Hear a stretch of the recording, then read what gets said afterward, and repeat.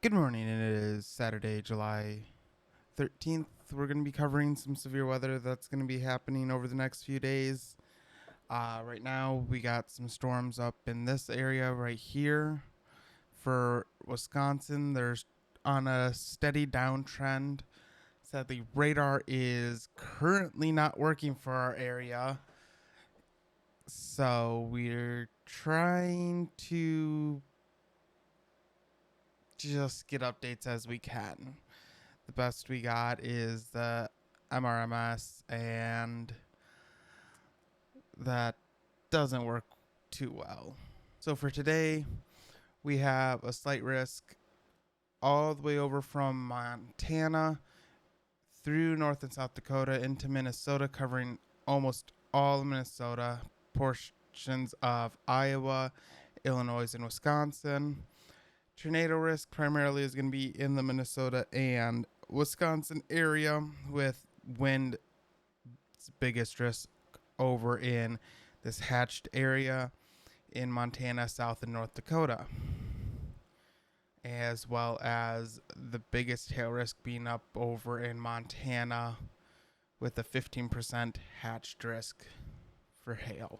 Looking at tomorrow, we got a slight risk up in North Dakota and northwestern Minnesota, and a marginal risk for North, South Dakota, Nebraska, Minnesota, Wisconsin, Iowa, and Illinois, and a part of Michigan.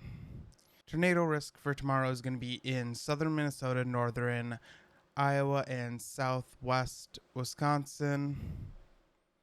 And the wind is the strongest up there in that slight risk, covering North Dakota and northwest Minnesota, as well as hail just being the primary threat up in North Dakota and a secondary threat for us in Minnesota, Wisconsin, and the other areas.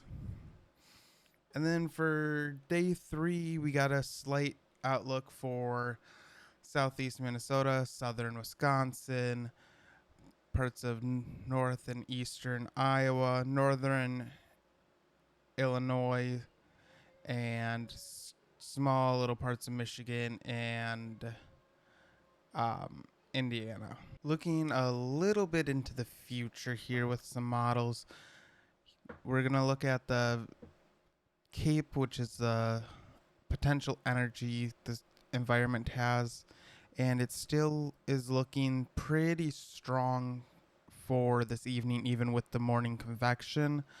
Although, one of the issues we are going to run into is we are very strongly capped at a low level, as seen with this tick to the right in the skew T, as well as we got a few little bumps as we go up that's going to prevent storms from being able to fire off and go severe or even generalized thunderstorms. But if we can break that cap with the storms, then we will see some possibly severe, if not tornadic storms.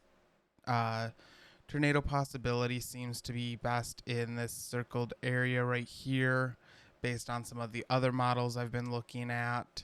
So if you are in that area, make sure you have a few ways to receive alerts and you are aware of what's going on. If you have plans outdoors, as this weekend is very nice out. Gonna switch over here and look at some more of the long-term models. We're gonna look at the NAM for reflectivity to get a look at what possibly could go on over the next few days with the severe weather. Reflectivity kind of follows that. Not much storms tonight due to that capping that we were talking about, and then moving into tomorrow, we got the storms that start firing off in that slight risk and move into Minnesota, and then we move into day 3, which is a little bit too far out to really get a good grasp on. But we will keep updates coming as we go through the next few days, and I will be possibly doing some live cover. This is the surface vorticity and the 3 Cape over the next 6 hours.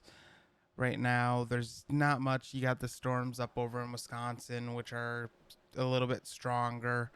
And then it looks like as we move forward that we're definitely getting some mixing over the southern Minnesota into the eastern South and North Dakota and a little bit in northern Iowa. So those are going to be the most potential to see storms if they can fire off and break that cap today.